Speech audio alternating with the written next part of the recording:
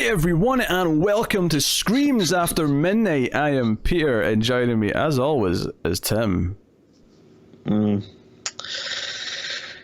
That's it. That's how you're opening this. I was trying to, I don't know. I was thinking of a joke where I was gonna, just like repeat what you said. Like I was learning to speak for the first time, but I decided not to. Thrilling. That was a thrilling opening to the show. This is a horror movie podcast. Every week we talk about horror movies. We get together and we talk about a film we watched. For this episode, we watched a film called Depraved, a 2019 film which catching up on Larry Fessenden. Mm-hmm. Is the director and writer and producer and editor. One of those sort of, auteur, this is my movie, I'm doing everything. What's weird is I actually know him as like an extra from like several other movies. He's one of those guys that obviously gets on with lots of other indie filmmakers because he pops up in a lot of things in like cameo roles. Yeah, that's one of the things I was interested in about this movie, because I couldn't tell you what I know him from. I just know I've heard that name, and I think he does run like in a lot of circles of kind of like you said, like the indie horror scene. So I feel like I've heard his name a lot on podcasts and stuff. So I was like, it definitely kind of stuck out to me. Like, oh yeah, this is something to check out. So this is actually a modern take on Frankenstein, is what this is. So obviously we'll get into it. We're recording this during the Christmas season, but this is a January episode. So ignore the tree, right? I'm not being lazy. I've still got it up. Well, I don't think I do anyway. I mean, maybe I do still have it on. Maybe I've been lazy and I've not taken it down yet. But or you can just take the lights off and then, what, you just have a tree. You don't think people will notice there's a tree behind me just because the lights are off? Well, I mean, like, it's not a Christmas tree, though, if you take, like, the lights and the decorations and stuff off. It's just a tree. Okay, I just have a tree in the background. Just all year round. So yes, we'll start spoiler free, of course, as we always do. We'll give you a warning before we go into spoilers, but we'll get into the movie Depraved. So yeah, the movie, it's about obviously a Frankenstein style story where you have the Frankenstein's creation, who goes by the name Adam. That's what he's named, obviously kind of after Adam and Eve. And we have Henry, who's the scientist. He's not called Frankenstein. In fact, something that I was thinking about early on in the movie that's confirmed later on is that Frankenstein does exist in this world as a piece of fiction. Like they reference it later in the film. So, but it's about this person and him kind of having the memories of the brain they took. The person whose brain's in this body is kind of remembering things here or there. And it kind of follows like the beats of what Frankenstein kind of is, but just in the sort of the lens of like a modern Brooklyn / New York setting. It kind of reminds me of like how like Gotham by Gaslight is basically just let's do Batman but in like that era, Victorian times. This feels to me the opposite. It's like let's just do Frankenstein on a sort of low budget gritty New York setting kind of thing. Like that's what it feels like to me, and that's kind of the gist of it. So I will ask the question, Timothy. Did you enjoy Depraved? I would say yeah. I think it's okay. I don't think it's amazing. I think a big problem with it is it's way too long, and it's almost 2 hours long. Yeah. And I don't know, I feel like I always have qualifiers, but like I watched this, like I probably should have watched it earlier, but I watched it like last night after a very, very long day of like moving stuff around for the house. So there was a great pause there, Tim. They just sounded like you were saying a long day of moving, end of sentence. Yeah. Tim was moving around all day. He was really tired.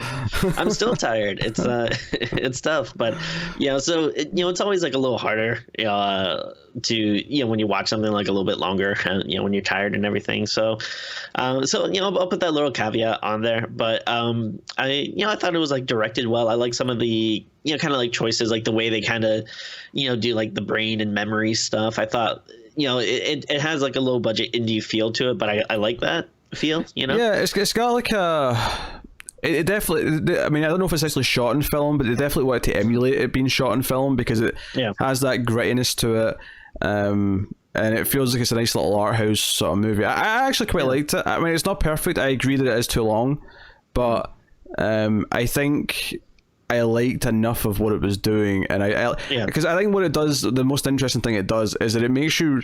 I mean, I think Frankenstein, all good versions of Frankenstein always make you feel sympathy for the creation, for the monster, right? Mm-hmm. I think this goes further than most, though, to really making you feel sorry for, and it really focuses on the idea of the brain of because the brain of the person that was put in it is kind of a big part of the focal point of like, okay, that's kind of the person who he is, even though he can't remember everything, and mm-hmm. You know, so like I think the emotional side of it, I think that's handled really well. I think it's set up really well at the start of the movie as well. Mm-hmm. And there's a sadness to it, and the whole thing's a tragedy. It really is, and kind of how awful people are, and how everything bad that he does kind of comes from the people that are around him and what they teach him. And so I think it's a really solid little take on Frankenstein. Mm-hmm. So I would say I quite liked it. I mean, I agree it's too long. I agree that the middle could have been, cut up a bit and condensed. I feel like all the stuff of him kind of like, teaching him and trying to learn like all the basic stuff, like that was interesting, but it feels like it could have been like cut down a bit. It goes on for a while, because I think once we get to the point where he goes out on his own at one point, like from there on, you have to keep all that stuff. But there's definitely a section where you could have trimmed it down a bit, but no, it's like I don't know. It's tough. Like I don't feel like if I have like a super ton to say about it, other than like no, it is like it's pretty solid. Like it's a good watch, and especially if if you're someone who likes Frankenstein, which I I feel like I say this every time we do a Frankenstein take, but I still haven't read it. I have it downloaded on my Kindle. I'll get to it someday. There's I still got like 50 more Stephen King books to read. As my cat's jumping on my desk. Hey buddy, I don't think there's enough room here for you, but all right. All right. So that's how it's gonna be. Okay. Yep, that's what it's gonna be. The office here has a cat door too. So I have the door closed, but they can like come in and out if they want. Yes, a cat flap, as it's called. Cat flap. Are you drinking my water? Okay. She has her own water, but no, but I do want to get around to reading Frankenstein at some point. I have read a ton of Frankenstein comics, so I at least have that. I read Marvel's, the Monster of Frankenstein. I've read, Frankenstein, Agent of Shade at DC. I've read. These don't count. Come on. But I love Frankenstein though. Doc Frankenstein by the Wachowski siblings. That's a good comic that probably not as many people have read it as they should. The Black Hammer mini. Oh yeah, Sherlock Frankenstein. Yeah, Sherlock Frankenstein. I think that's what it's called. Yeah. Yeah. Frankenstein's good, but I like I feel like we don't get a lot of like good movie versions. Because whenever they do it in a movie, it's always something like, like what's that last one, like I Frankenstein, or like. Well, there was a couple. There was I Frankenstein, that was the one that Max Landis wrote, right? That had like Daniel Radcliffe in it, if I remember right. That was Victor Frankenstein. Oh, that was Victor Frankenstein, but there was also I Frankenstein. Was I Frankenstein the one where it was like an action movie and it was like Aaron Eckhart? Yeah. Okay. Yeah. Right. I never saw either of these movies, but they both look terrible. But yeah, they were both very bad. I can confirm. I feel like they always want to like kind of make Frankenstein like an action hero or something. I don't know, maybe it's a little bit of the Mummy kind of thing where like, oh, we have this universal monster, but let's make him like, because I think like the other thing before that I think of, not necessarily a Frankenstein movie, but like Van Helsing, which was atrocious, but had like that Frankenstein component to it as well. But no, it's like I think what a lot of movies miss is that there's another one called like Frankenstein's Army, which I don't remember if I saw, but I think also I remember the title. Actiony. Yeah, I remember the title. Yeah. I never saw it though. There's a lot of bad looking Frankenstein movies that came out, and I just go, I don't want to see those because they look shit. But I think honestly, I think it goes for like all the Universal monsters. Really, like people always want to make like action movies out of them instead of like no, just focus on like small emotional horror. Like that's what really they all come down to. Well, it's because the Mummy happened and that was actually good, and it was an Indiana Jones sort of like inspired movie, and because that made money, every attempt since then has been like, let's make them bigger and bigger and bigger. So Invisible Man is the first time really I feel like the main Universal kind of like is back to that. Whereas this isn't Universal. This is just someone doing a Frankenstein take. What's funny though is this would actually I mean, obviously we haven't seen the Invisible Man yet, but like judging from what it's going we never for in the will, trailer, Tim. It's the Invisible Man. You don't see the Invisible Man. Touche. But the movie though that's coming out, like going by what it's looking to do on the trailer, it actually seems like it'd be a good companion piece to this. Like they're both like modern takes, that seem to be focusing more on like the emotional beats, which I think you brought up like. Yeah, that's what's good about this is it's like it's more emotional. It's they get into the horror elements at the end, but by then they kind of built up the characters and so much it actually does feel like it has weight and everything. Oh yeah, it's got a slow build, and there's like one sort of horror element at the start, but then it is a slow build until we get to the actual the horror stuff. But it has a nice creepy feeling to it when it does get to that stuff, and I actually really like some of the visuals towards the end. There's like a lightning storm that's happening during like the climactic stuff, and I actually think the choices made during that they actually do look kind of cheap, but they look cheap in a really kind of like endearing way where I'm like, this is kind of cool, like the choices that have been made here. Yeah, I think that's a good way to put it. Like I said, it kind of has like an indie feel to it, which sometimes can be bad. But I think it when it's done well like this, like even if something does feel cheap, it feels like it's like in a cool way where it kind of like is like it's cool that this has like some personality or something as opposed to just being kind of bland or generic or something.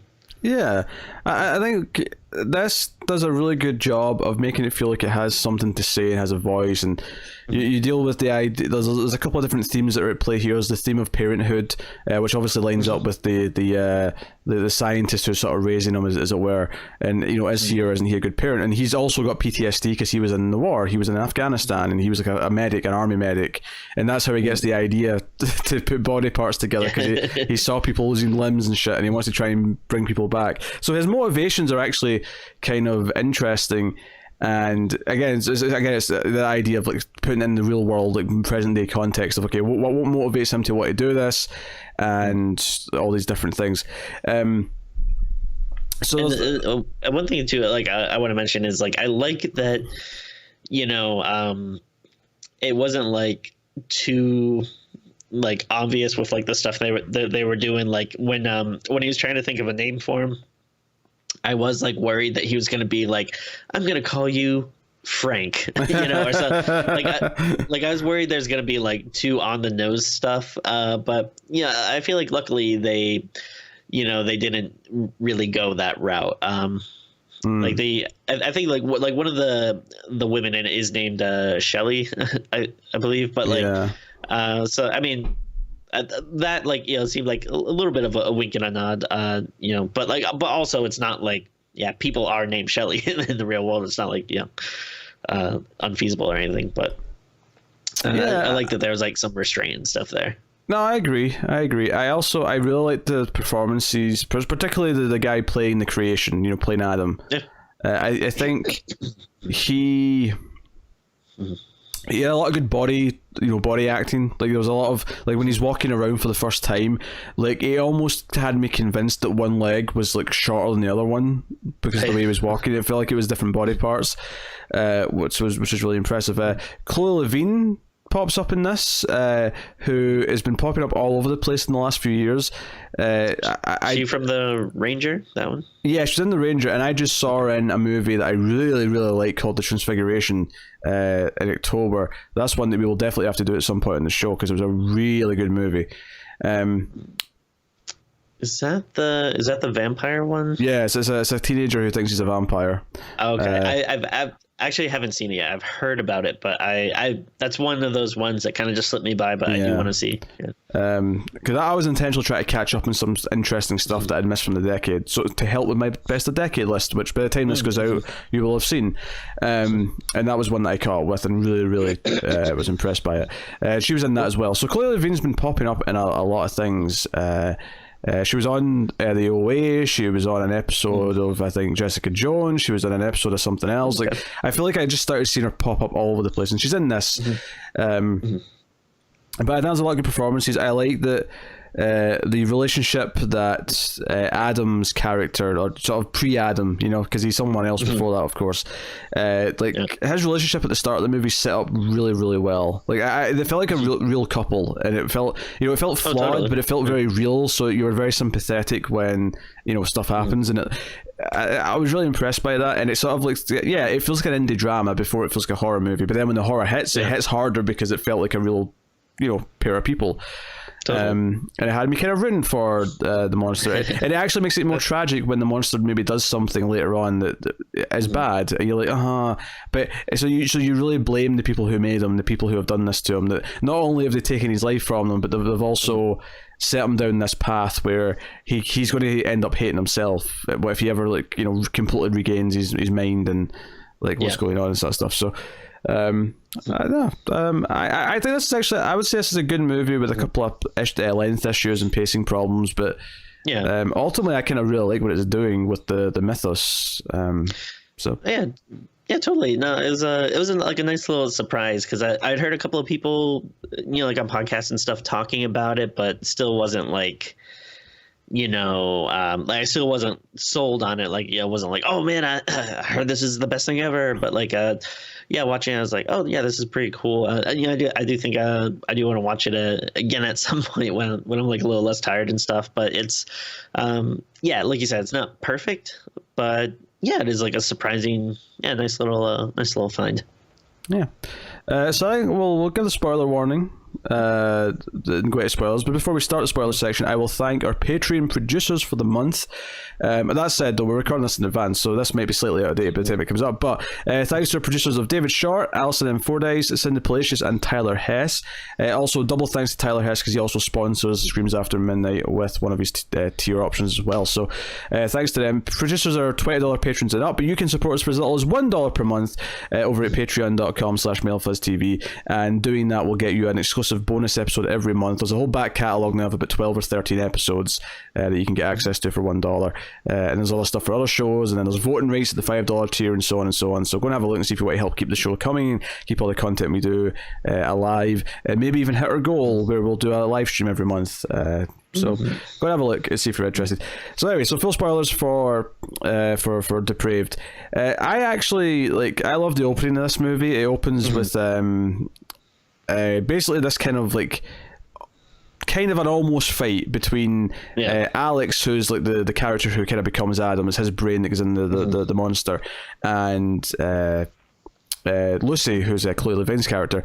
And it starts with them. It's there's a nice shot going from the dinner table to the bedroom where they're having sex, but then afterwards he's kind of getting dressed, and she mentions how he'd be a good dad, right? And this kind of brings in the theme of parenthood, and she says, oh, you're really sweet, because she's talking about how he always visits his nana and how he's kind of a sweet guy, and yada yada. And he gets very kind of defensive. He's like, oh, this is weird. We're just moving in together. We're really talking about having kids. We're barely out of college. We're 23. This is a silly time to be talking about this. And they have this kind of fight that kind of also sort of quietens down again. And she gives him his birthday present, which is this sort of necklace. And it feels like it feels like a real relationship. It feels like they have a sort of genuine kind of fight, but they kind of make up. And as he says he's going to walk home, she doesn't want him to leave, but he's going to go home. But as he's walking home, he's texting her to say, hey, I love the necklace and I love you too. And it feels very real. He's like, you know what, maybe I should have been nicer, or maybe I should have handled that better, or whatever. And it feels very real.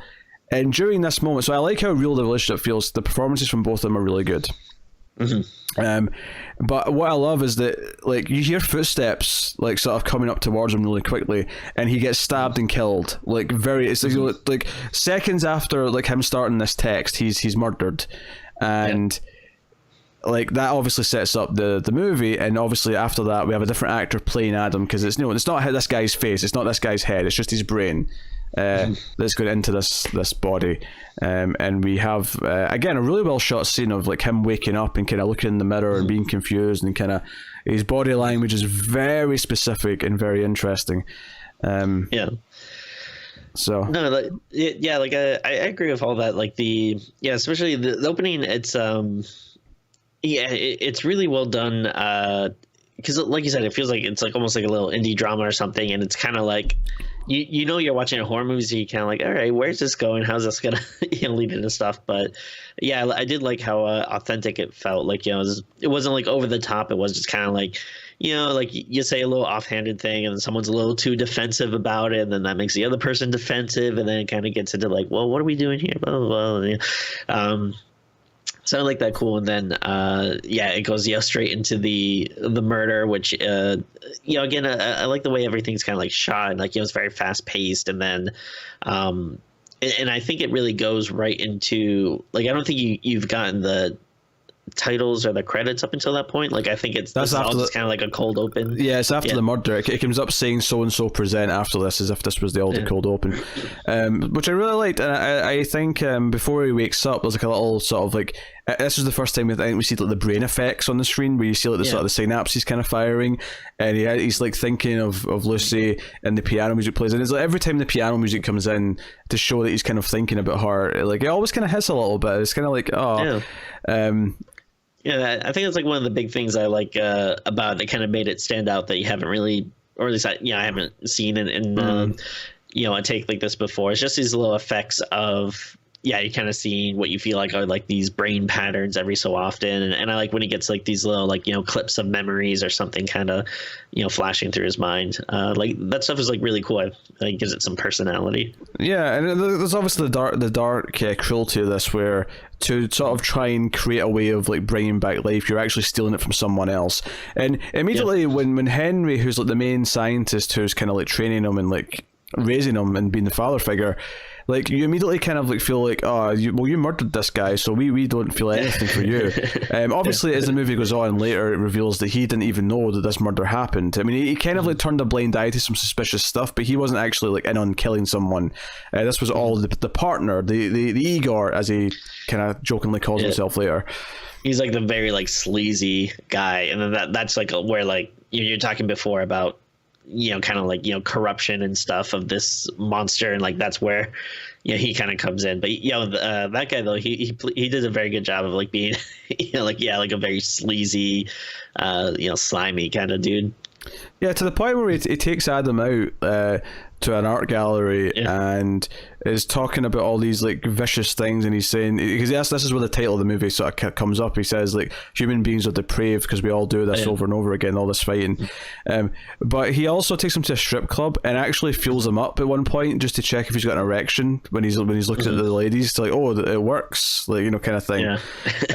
He's a slimy sleazeball, and yeah, and there's actually points where, we're talking about how they're parenting and all that, and how Henry raising Adam, like, he's even got kids' toys to try and like develop his brain, and it feels like he's getting very frustrated, and you can see him getting his temper comes out when Adam's not getting something, or he's teaching Adam how to play ping pong, and Adam actually wins a round, and it makes him angry. Like, Henry throws down his bat, and he's like, his paddle, and he's like, for F's sake, and he's like, he has to like apologize, but you can kind of see that he's got this temper. But the other things that come up is that there's points where he starts arguing with the other guy, the backer, the slimy one, whose name is Polidori is his name, and like they're sort of debating, like, because it's when Polidori takes him out for the day and takes him to the strip club and that, and he brings him back, and they start arguing with each other about what they should be doing with Adam in front of him, and it actually felt like two parents fighting about what was best for their kid. That's what it sounded like. So that theme is definitely there, and like this idea of like And obviously there's the sort of sad part where, because obviously at the start of the movie Alex was told that he'd be a good parent, and now he's like the weird child in this relationship, if you want to call it that.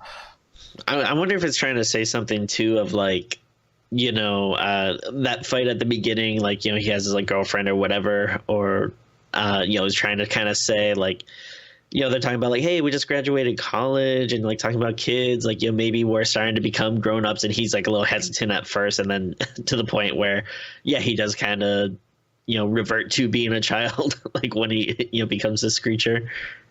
Oh, right, yeah, I don't know about that. I mean, maybe. I would maybe think it's doing more of a thing where, like, part of the reason why he would be a good dad, you know, if we take Lucy at her word, part of the reason why he would be good at it is because he takes it strongly enough that he doesn't want to just jump into it willy-nilly. Like, you know, it's scary to him because he understands the weight of it. It's scary to him because he understands what a commitment that is and what a responsibility is.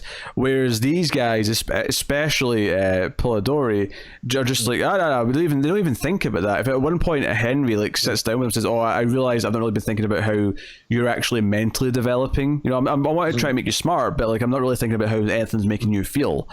Kind of thing. And Henry's girlfriend, Liz, is like a psychologist or whatever, and she comes over, and it's what's so weird is that they're kind of open about this to their wives and their girlfriends about like what they're doing. So clearly the fact that Polidori turns out to have killed someone is obviously a secret, but everything else that they're doing is actually kind of out in the open. It's not like this hidden thing. And they want to make money off this. They want to like sell the drugs they're using to do this to people to, you know, make a fortune and stuff. But obviously the theme of like him like seeing Henry with Liz, and he keeps seeing Lucy, like flashes of Lucy in his head, it becomes that he wants a woman, he wants a companion.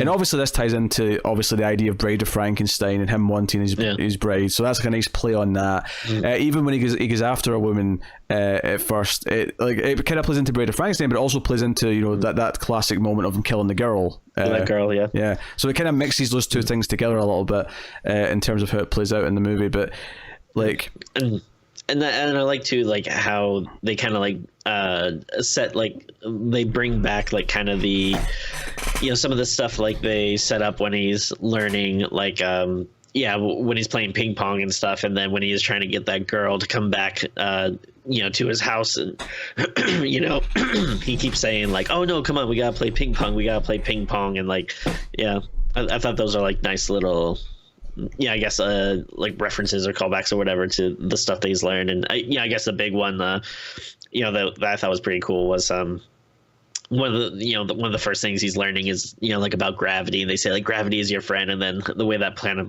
you know, comes back in the end was pretty cool. And even that moment where he's teaching him about gravity, he does it with a ball. And one of the few things we see Alex do before he's killed is that he's playing with this ball in the street, and he's kind of like, you know, doing all these little fancy tricks with it. And it's actually the first time he speaks and the first time he does anything smart, if you will, is when he's given this ball. It's almost like he's a memory, like his, like, you know, unconscious memory kicks in, and he knows what to do with the ball because he starts bouncing it, you know, quite reliably. So so that's a neat little touch, and because there's a moment where Liz, like when she realizes this guy exists and he's awake, and she tries to kind of be more understanding of him, she tries to talk to him, there's kind of a weird moment because Polidori is like taking him to a strip club and also kind of like felt him in a weird way. Like Liz comes in and says like, how do you feel, meaning, you know, how do you feel, you know, how we would say it, like, how do you feel, you know, I feel sad or happy or whatever, and he just like touches her boob, like that's as if he's like, this is how I feel, like I feel by doing this, and like it's not like the scene itself isn't actually that creepy because she's very understanding that he doesn't understand. Like he's you know, he's completely kind of innocent in like anything he's doing right now. It's kind of scary. It's kind of that idea of like, if you took a 1-year-old but gave them the power and the body of a fully grown man, like how kind of dangerous that could be in a weird way. And in the back of your head, because you know where Frankenstein goes, the original story, because you expect it to go more horror, you're kind of worried. And I got really scared because obviously eventually he finds footage of like like him being built, himself being built, you know, on the operating table, and like the legs and the arms going together and stuff. And he gets mad and like sort of storms out, and you know, Henry and Polidori keep fighting about this, and they kind of storm off. But he's out in the open himself, and he ends up at a bar, and he walks in, and he ends up talking to this Shelley character, this woman, and. You know, it's going well enough. She's being nice to him, and she's kind of like fascinated because he looks kind of weird, and she's asking him all these questions, and he's kind of good at the puzzles she's doing because this bar has like puzzles lying around, and like, and I think the entire time you're sitting there kind of worried, like, oh god, like, you're kind of worried that he's not going to understand, like, even just the simple concept of, say, consent, for example. Like it's going to be something he just doesn't understand yet, and you're kind of scared that eventually he's going to do something really terrifying. Because he's not been taught right from wrong. He's not been taught what you know, what he should be doing.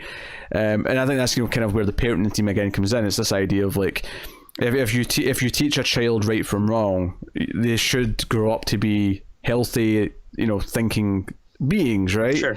I always bring this up when we talk about AI and killer robots. Like if you create a life form like an AI, if it's learning, then you still have to teach it right from wrong, and maybe that's the mistake that most you know, scientists or, you know, computer builders or whatever in these movies don't do.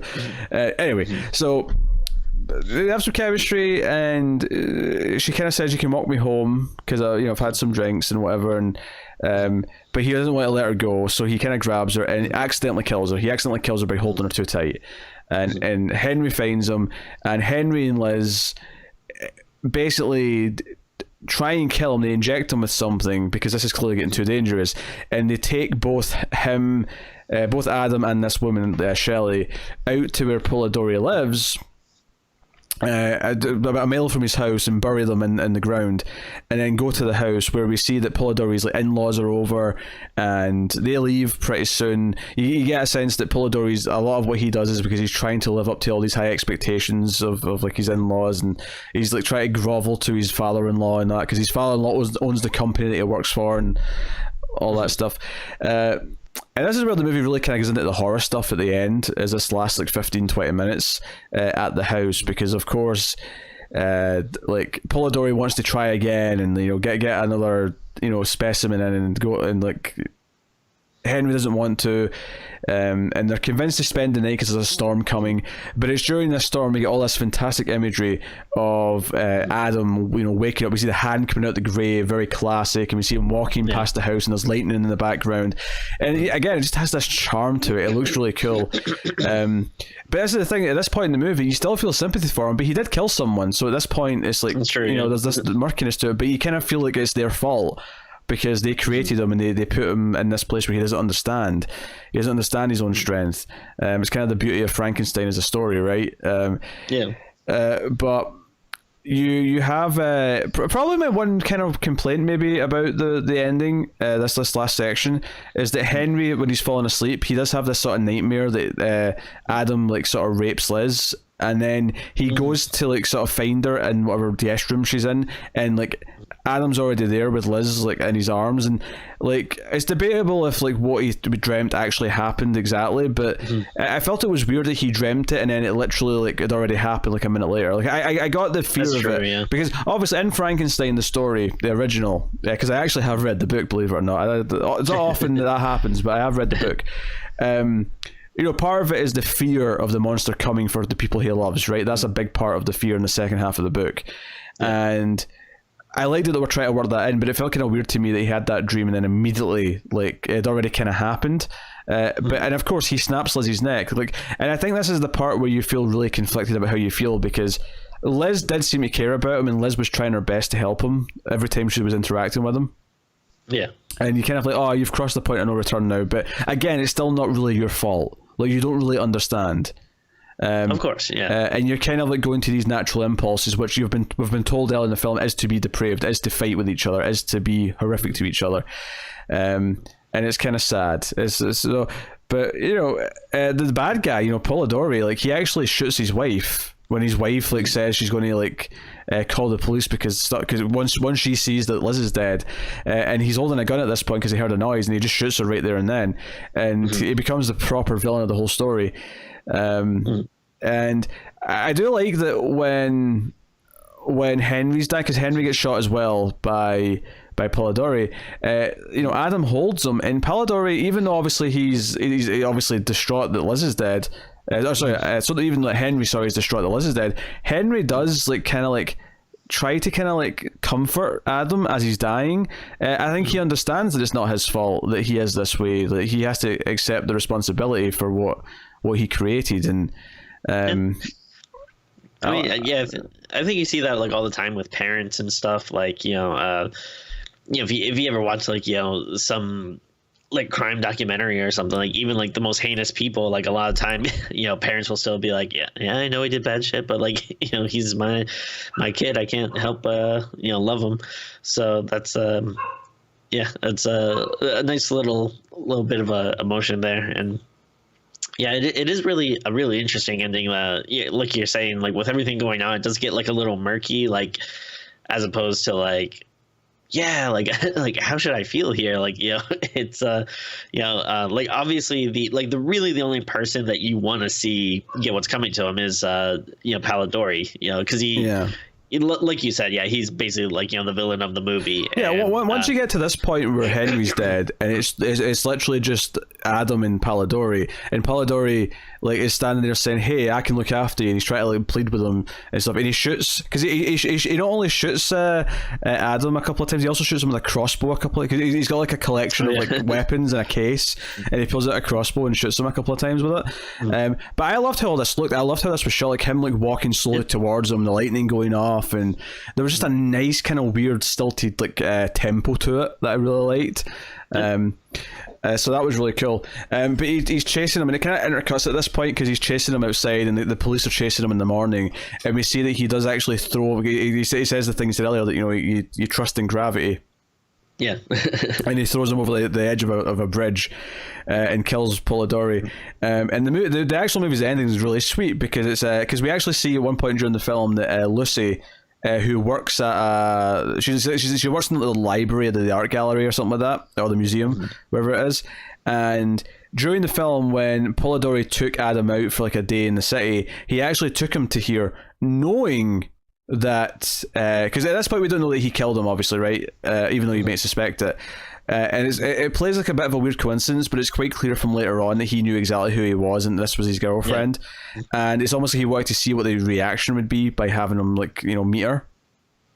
And at the end of the film, she's there and she comes back from like a break or whatever, and her co-worker's like, "Hey, some weird looking guy came in and left you this," and it's an envelope, and the necklace that she gave him is inside, and she gets like really like, well, he was here, and she like, and this is where I think the movie really succeeds, is because when she runs out trying to find like this boyfriend who from her perspective just disappeared, just went missing one night, like she's like panically looking around the crowd like trying to see him, and she's never going to recognize him because he doesn't look like him anymore, right? And Adam sees her looking around and just sort of has to walk away, and it's almost like he's trying to give her closure, and let her know that he's in some form kind of okay, even though he's really not. And I felt really sad here because like even though I kind of want her to know like what's happened, at the same time I'm like, that might almost be more heartbreaking than like I was put in this body and I've killed like several people, like like they can never have what they had before because he's not really him anymore, like he's changed too much. Even if he does remember everything. And one of my subtlest little things that I love here, because he walks up, the last shot of the movie is he walks off into the park, and the camera kind of tilts up and looks up at the sort of because it's like fall, winter time, and it's all the empty trees, it's just the branches of the trees with no leaves, and it looks up at the skies through all these tree branches, and it actually kind of looks like the brain, like neurons and the synapses.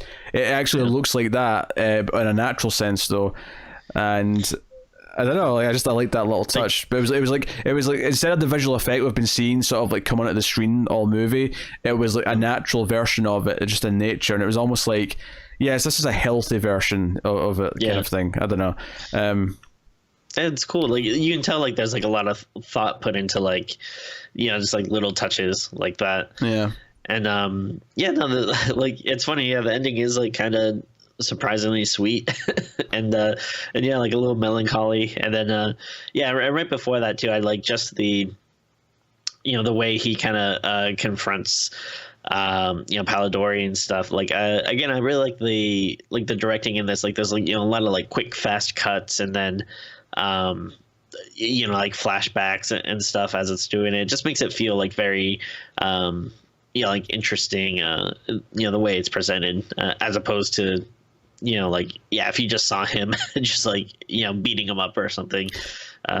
It's handled very well. It also force feeds him the pills that he was like that Adam was taking earlier on in the movie. There's kind of a added little theme here as well of like Henry tries to control Adam with a lot of medication.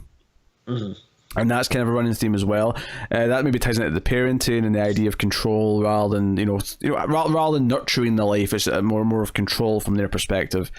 And I think the movie actually is sort of like playing into a lot of like nice little themes about humanity and about how we try and like fight and control each other, and it makes the whole thing just this tragedy that this person who might have actually been good at this and might have actually passed on to a new life like the right lessons and taught them how to do the right thing, his life is completely taken from him, and it's just really sad because you feel like he doesn't deserve it. Like he's not deserved any of this, from what we've seen of him, and it adds this bittersweet tone to the whole movie. I really like that. I like that element of it. Like I say, like the middle of the movie does really slow down. After the intro of him waking up and stuff, there's a portion of him learning stuff and meeting Polidori for the first time, where maybe just all that stuff could have been truncated a little bit. Because the movie is just nigh 2 hours, and it probably could have been cut down maybe by 10-15 minutes just to speed up that middle chunk. And it's not like it needs to be like 90 minutes or anything, but like maybe like 10-15 minutes could have might just help like with the pacing a little bit. But like otherwise, again, like I was pretty surprised, like, oh hey, this is like a pretty solid movie that I hadn't really been hearing too much about, other than like a few people on podcasts and stuff. That's like, oh no, this is actually like pretty good. Yeah, no, I think it's really good. I think I would recommend it as an interesting little indie feature, but also just because the horror stuff is good when it gets going, and obviously there's a kind of a feeling of horror throughout, just in the sense of the morbid sort of nature of what it's happening. But ultimately it's actually kind of the human drama behind it that makes it all kind of click together and work and makes you kind of really care. So I like it. I like it a lot. So and Depraved.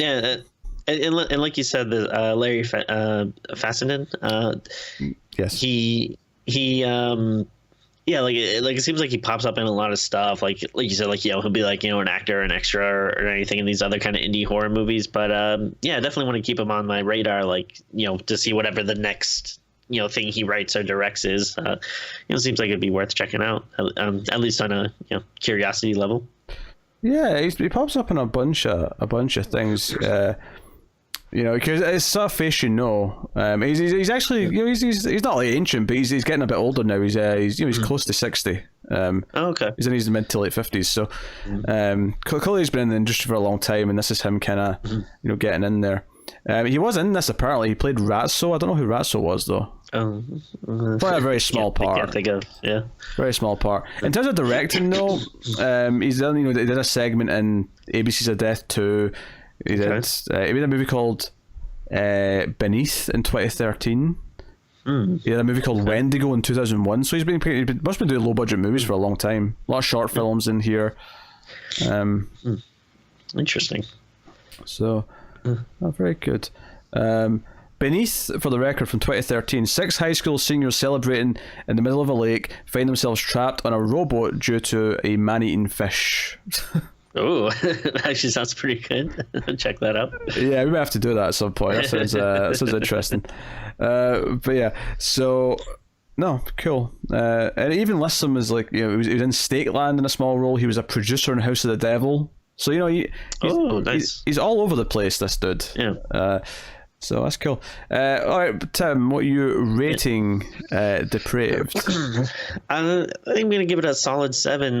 There's a lot to like about it, but it's not perfect. Again, I think it's definitely one of the better takes on the Frankenstein story that I've seen, at least in recent memory. And yeah, there's like a lot of cool like like style and interesting things about it, and like you said, yeah, there's like actual like interesting drama and weight to it, as opposed to just being like a flashy horror movie, which isn't always a bad thing, but my cat knocked some stuff over. But no, there's I'm just repeating myself at this point, but it's not perfect. There are things that could be better about it, but overall, though, still really solid. Still definitely worth a watch. Yeah, I think the human drama is what makes it really work, but I also think it has a really cool visual style.